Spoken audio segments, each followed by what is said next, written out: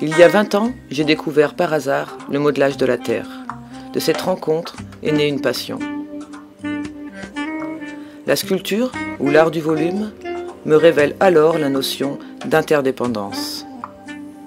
Toutes les lignes sont reliées et se définissent entre elles.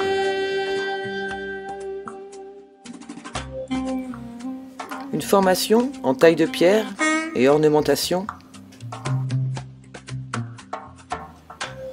m'a donné les bases pour le travail de ce noble matériau. Grâce au bel héritage des bâtisseurs de cathédrales,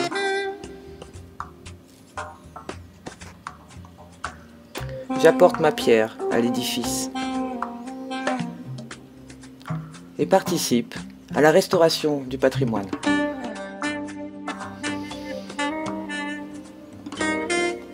Le volume est devenu naturel.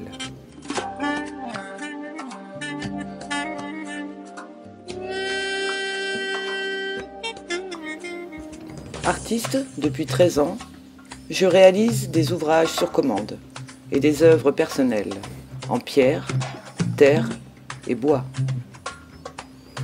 Car naturellement, cette matière vivante et chaleureuse m'a séduite. Dans ses veines coule une vitalité éternelle. Dans ses fibres s'impriment des formes, des symboles, l'empreinte des premières traces de la vie.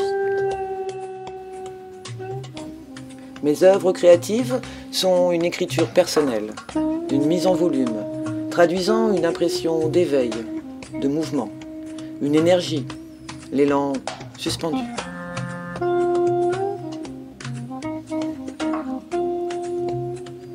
Remontons aux origines de la vie. Voici l'eau et le végétal. Ensuite, par l'union des multiples, tout devient possible.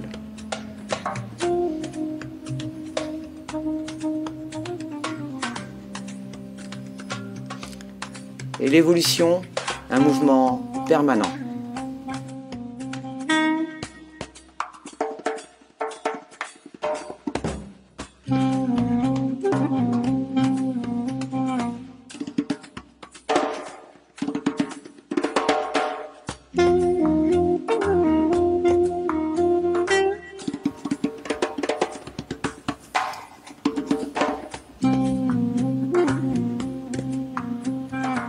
La vie est d'une diversité étonnante.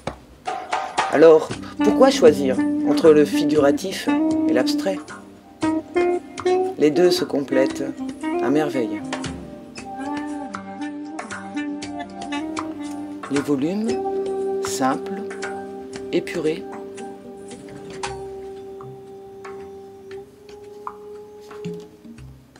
côtoient l'humain dans toute sa complexité. Pour souligner la force du mouvement intérieur, il apparaît drapé, tel une fleur qui éclot, un feu qui se consume. Le marbre et le granit, nés il y a 30 millions d'années, nous invitent à l'humilité. De la roche brute au poli s'inscrivent les origines et l'avenir.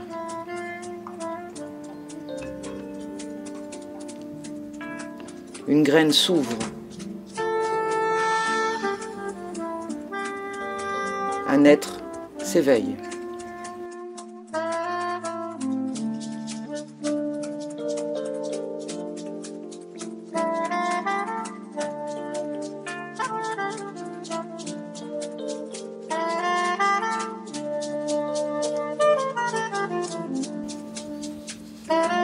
Lors des expositions, des symposiums de sculpture internationaux, des projets partagés, un réel échange existe. Votre regard vous transforme en acteur et m'apporte une autre perception de l'œuvre.